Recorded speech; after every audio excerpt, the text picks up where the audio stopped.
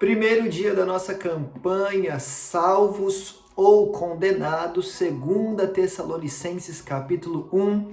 Esse mês nós já lemos o livro de 1 Tessalonicenses, os 5 capítulos, e agora nós vamos ler juntos aqui também os 3 capítulos da segunda carta do apóstolo Paulo aos cristãos de Tessalônica. Amém?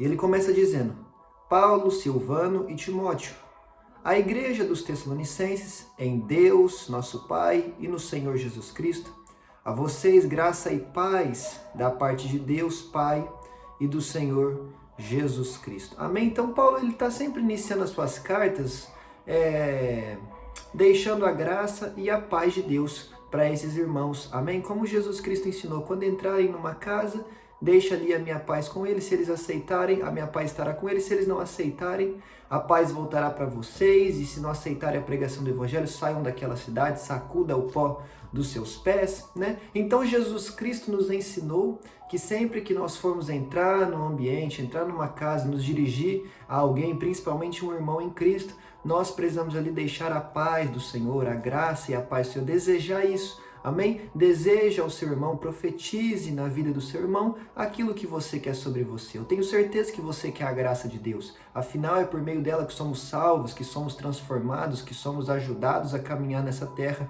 no Evangelho. E também eu tenho certeza que você quer a paz do Senhor. Quem não quer paz? Não é mesmo? Então deseja aos outros o que você quer para você. Amém? Porque aquilo que a gente planta, a gente colhe. E ele continua no versículo 3. Irmãos, devemos sempre dar graças a Deus por vocês. E isto é justo, porque a fé que vocês têm cresce cada vez mais. E muito aumenta o amor de todos vocês uns pelos outros. Por esta causa nos gloriamos em vocês, entre as igrejas de Deus, pela perseverança e fé demonstrada por vocês em todas as perseguições e tribulações que estão suportando.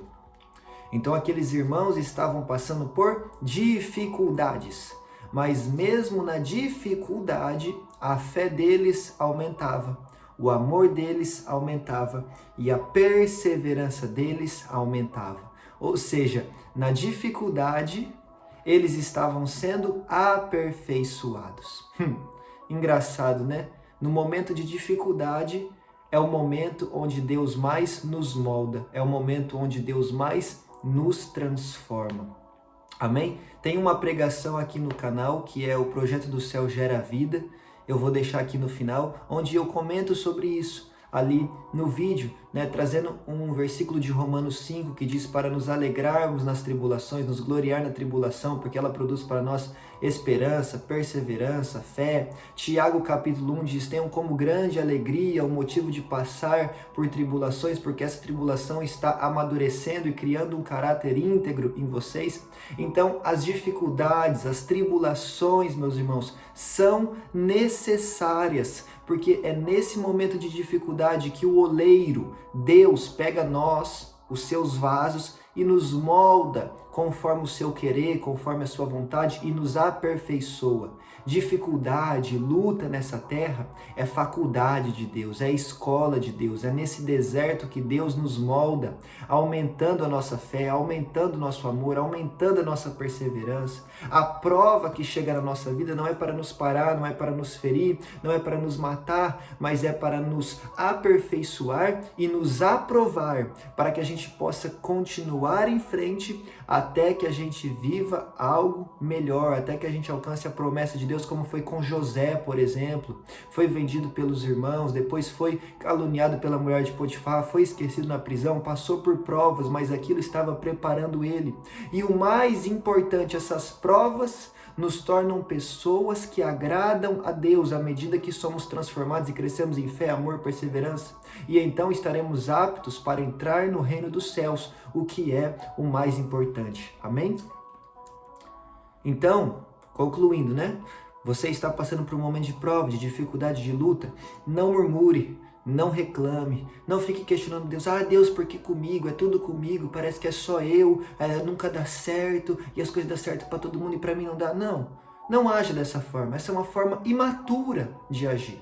E a tribulação vem justamente para te amadurecer. Ou seja, enquanto eu não amadurecer, enquanto você não amadurecer, a prova não vai acabar. A dificuldade não vai acabar. Enquanto a minha fé não crescer, eu vou continuar ali sendo apertado. Enquanto o meu amor pelo próximo não crescer, eu vou continuar sendo apertado. Enquanto eu não demonstrar perseverança, integridade, maturidade, eu vou continuar sendo apertado. Então, precisamos mudar a nossa mentalidade, o modo como encaramos as coisas, as dificuldades da vida, o modo como nós enxergamos as dificuldades, os desertos da vida. Deserto não é para ser encarado como escassez, como prova, como fim, como morte, não. É para ser encarado como o ambiente em que Deus nos transforma e o ambiente em que Deus faz os seus maiores milagres na nossa vida. Foi no deserto que água brotou da rocha, foi no deserto que descia pão do céu, foi no deserto que o mar vermelho se abriu, foi no deserto que uma nuvem de fogo acompanhava os israelitas durante a noite. Então é no deserto onde nós vivemos milagres. Amém? Então que a gente possa mudar a nossa mentalidade em relação às dificuldades que nós passamos nesta terra. Amém? O próprio Jesus Cristo passou por luta e aflição por aqui. Será que nós não vamos passar? Agora que a gente imite o exemplo de Jesus Cristo, que foi fiel até a morte de cruz, e depois ressuscitou ao terceiro dia, e Deus lhe deu o nome que está acima de todo nome, e agora ao nome de Jesus todo joelho se dobrará e toda língua confessará que Jesus Cristo é o Senhor, para a glória de Deus Pai. Filipenses capítulo 2. Amém? Depois leia lá tudo que Jesus alcançou por ter sido perseverante e obediente até a morte de cruz. Amém? Apocalipse capítulo 2, versículo 10. Ser fiel até a morte e te darei a coroa da vida. O mais importante que nós podemos receber é a coroa da vida, é a vida eterna. E como é que eu recebo isso? Sendo fiel até o dia da minha morte. Amém? Versículo 5. Elas dão prova, elas o que? As tribulações. As tribulações dão prova do justo juízo de Deus e mostram o seu desejo de que vocês sejam considerados dignos do reino pelo qual vocês estão sofrendo. Então Paulo está falando, as provas vêm para os aperfeiçoar, ou seja, é Deus demonstrando que a vontade dele é que vocês sejam encontrados dignos do seu reino. Em outras palavras, é Deus permitindo que essas dificuldades cheguem até você, para que você seja aperfeiçoado e esteja apto para entrar no reino dos céus. Amém? Versículo 6.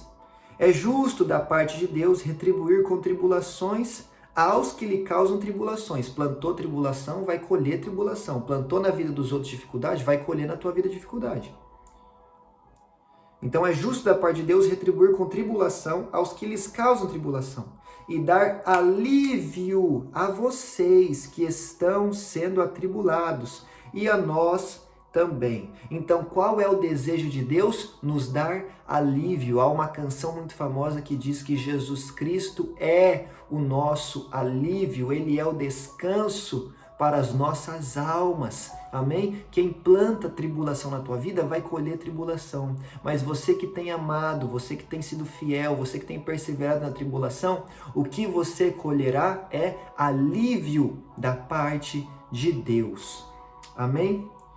E ele continua dizendo ainda no verso 7, e isto acontecerá, o alívio de Deus chegará na nossa vida, acontecerá quando o Senhor Jesus for revelado lá dos céus, com os seus anjos poderosos em meio a chamas flamejantes. Então, nós já recebemos alívio dia após dia aqui na terra? Sim, Paulo também escreve na sua carta 2 Coríntios 4 que por fora somos desgastados, as lutas do dia a dia, mas por dentro renovados dia após dia. Então, ainda nesta terra, onde passamos tribulações, Deus vai nos renovando dia após dia por dentro. Deus vai nos trazendo alívio, vai nos trazendo força, vai nos trazendo fé. Amém? Mas quando é que será a grande diferença entre os que causam tribulação e os que são fiéis na tribulação? Quando é que virá o alívio verdadeiro da parte de Jesus sobre nós? Isto acontecerá quando o Senhor Jesus for revelado lá dos céus com os seus anjos poderosos em meio a chamas flamejantes. Malaquias capítulo 3, versículo 18. E vereis novamente a diferença do justo e do injusto, do que serve e do que não serve. Quando? No grande dia do Senhor. Amém? Então, a grande distinção entre quem serve a Deus e quem não serve não é nesta terra, não é neste momento, mas é quando Jesus Cristo voltar do céu. É quando Jesus Cristo definir o destino eterno de cada um, seja céu, seja inferno. Por isso que o título desta campanha aqui é Salvos ou Condenados. Porque a grande diferença, o grande alívio será dado aos irmãos fiéis, não é nesta terra, é quando formos morar com o Senhor Jesus no céu para todo sempre. E a grande tribulação que quem faz o mal vai colher não é aqui nesta terra, não é ficar endividado, não é perder a família, não é entrar em depressão, não é ser preso. Tudo isso é mal, mas a grande tribulação que os infiéis vão passar será na eternidade, meus amigos, longe de Deus. Você está me entendendo? Então, espere por Cristo nessa terra, espere, porque Ele é fiel, porque Ele é bom, porque Ele vai mudar a sua vida nessa terra. Mas tenha em mente que a grande diferença do que serve e do que não serve não é aqui, é naquele grande dia. Amém? É no grande dia. Vamos continuar aqui, versículo 8. Ele punirá. Ele quem? Jesus Cristo. Gente, as pessoas só querem falar de um Jesus de amor. Olha o que Paulo está falando. Ele punirá os que não conhecem a Deus e os que não obedecem ao Evangelho do nosso Senhor Jesus. Eles sofrerão a pena da destruição eterna. Não existe purgatório. Se você não for para o céu, você vai para um local de destruição eterna. A separação da presença do Senhor e da majestade do seu poder. Então eu vou ler tudo aqui de uma vez, amém? Novamente, versículo 7. Dar alívio a vocês que estão sendo atribulados e a nós também. Isto acontecerá quando o Senhor Jesus for revelado lá dos céus com seus anjos poderosos em meio a chamas flamejantes. Ele punirá os que não conhecem a Deus e os que não obedecem ao Evangelho do nosso Senhor Jesus. Eles, os que não obedecem, sofrerão a pena da destruição eterna, a separação da presença do Senhor e da majestade do seu poder. Amém? Então, esse título dessa nossa campanha, ele é embasado nestes versículos. Sabe, aqui na Terra existem diversos grupos. Existem diversos pensamentos políticos, existem diversas religiões, existem diversas nacionalidades. Mas diante de Deus, naquele grande dia, só vão haver dois grupos: os salvos e os condenados. As ovelhas e os bodes. Os que obedeceram e os que não obedeceram. Os que foram justificados pelo sangue de Jesus e a graça de Cristo, e os que não foram, porque não creram em Jesus, porque não se arrependeram dos seus pecados. Só vai existir dois grupos, os salvos e os condenados. Só vai existir dois grupos, aqueles que ouvirão: vinde, bendito do meu Pai. Tomai por herança o reino que vos está preparado desde a fundação do mundo. Vem, entra no céu, entra na glória eterna, toma a coroa de vida, vem morar comigo para sempre, diz o Senhor. Mas do outro lado estarão aqueles que ouvirão: apartai-vos de mim, vocês que só praticam o mal, pois nunca vos conheci. E estes, segundo Jesus Cristo diz nos evangelhos, serão jogados no lago de fogo e enxofre, ali onde haverá choro, ranger de dentes, e a destruição será eterna, como está falando aqui. Amém? Então, espere por Cristo nessa terra, aleluia, glória a Deus, mas entenda o que a Bíblia também diz, o apóstolo Paulo também fala, que se a nossa esperança em Cristo for apenas para essa vida, somos os mais infelizes do mundo, porque a essência do Evangelho, a máxima do Evangelho não é esta terra, mas é a vida que está por vir. Do que adianta, meu amigo, ganhar o mundo inteiro aqui, ser o mais rico, o mais famoso, o mais bonito, o mais desejado, o mais isso e aquilo, e ser lançado no inferno? Não adianta de nada. Não adianta de nada. Então vamos viver os nossos anos nessa terra com sabedoria, com fé, em obediência à palavra de Deus, para que a gente possa ser salvo. Moisés orou: Senhor, ensina-me a contar os meus dias, para que eu veja que são poucos e eu não passo de nada. Entenda. A gente pode viver aqui 300 anos. Ninguém vai viver 300 anos, amém? Mas ainda que a gente vivesse 300 anos, o que são 300 anos diante da eternidade? Não é nada, cara. Não é nada. Então, foque a eternidade, mire na eternidade. Amém? Obedeça ao Senhor Jesus Cristo, se arrependa dos seus pecados, cresça em fé, cresça em amor, cresça em perseverança, cresça em conhecimento da palavra. Amém? Viva para agradar a Deus, viva para glorificar a Deus, seja fiel até o último dia da sua vida. E então adentra os portais celestiais, receba a coroa da vida e viva para sempre ao lado do nosso Senhor Jesus Cristo. E ali tudo terá valido a pena. Amém? Versículo 10. Isto acontecerá no dia em que ele vier, para ser glorificado em seus santos e admirado em todos os que creram. Inclusive vocês que creram no nosso testemunho. Então é só a confirmação de que tudo isso é no dia que Jesus virá. Amém? Versículo 11. Conscientes disso, então precisamos ter essa consciência, agora já temos. Oramos constantemente por vocês, para que o nosso Deus os faça dignos da vocação e com poder cumpra todo bom propósito e toda obra que procede da fé.